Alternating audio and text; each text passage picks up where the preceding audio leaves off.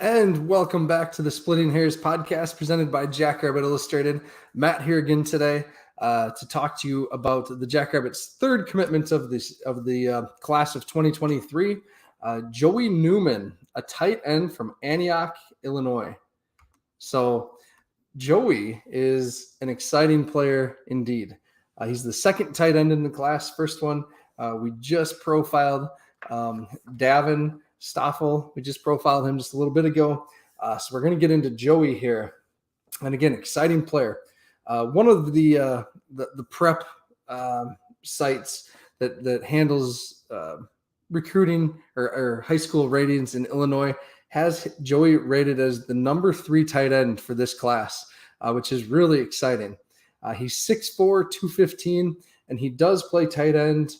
He also plays wide receiver. He plays safety. He plays outside linebacker. Really just, again, an exciting player. A lot of fun to watch. His highlight tape, again, I say this for all of them, go watch his huddle. You'll be impressed. So Joey's offers are from Indiana State, Illinois State, UNI, and UND. He also had an offer from FBS Eastern Michigan. So that's exciting whenever we can get those kids that have FBS offers. Even if we do know that we would likely beat most of the teams in the MAC, it's still fun to get those FBS recruits. Also on his Twitter, it looks like he had interest from Northwestern, Northern Illinois, and Kentucky at various points in his recruiting process. He's just a phenomenal athlete. He has really good speed for his size.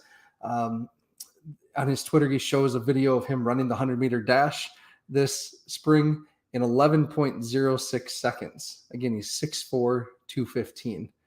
That was on April 24th that he did that. He also has a laser 40 time of 4.67, which is also just flying for a person that size. A lot of times when we see the lower 40-yard dash times, it's usually handheld typically. So 4.67 for a man of his size is really impressive. He also plays, it looks like on one of the major 7-on-7 versus 7 passing leagues. It's really fun to watch him in that because, again, a big guy that moves really quick and just makes some plays.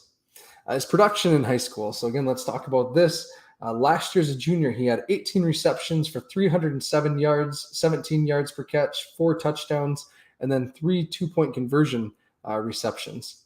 On defense, he had 59 tackles, 7 tackles for loss, 2 sacks, and 6 tipped passes. And so the tipped passes, really, I want to start with that. I know he won't be playing defense, but he explodes off of the block and gets up and gets the ball. That shows me that he is just a terrific athlete on top of the speed. How he's able just to, it is impressive how he disengages from the block and gets up in the air, and he's not getting up, a couple inches. He's getting way up there to knock the ball down. So that's pretty cool. That shows you the explosion that he possesses and the style of athlete that he is. Some of the other pros that he has, contested catches, really, really able to high point the ball and go get it. Again, he's a strong physical kid, which leads to my next point. He is a terrific blocker. I love on highlight tapes, especially with tight ends, linemen, whatever, when they put in the pancake blocks. And his blocking, he's just continuously down blocking and eliminating the end or inside linebacker or defensive tackle, whoever he's tasked with blocking, he goes and does it and just wipes them out.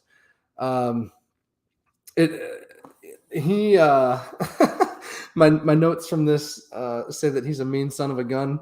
On some plays, just again, pancaking these guys, driving them into the ground, playing with a bit of an edge, it looks like to me. Again, these are highlight tapes, so take that, for what it's worth. Obviously the speed, the testing speed like that, you see that on film once he gets the ball in his hands. Like really, he just, he's hard to catch. Explosive athlete, talked about that with those batted passes.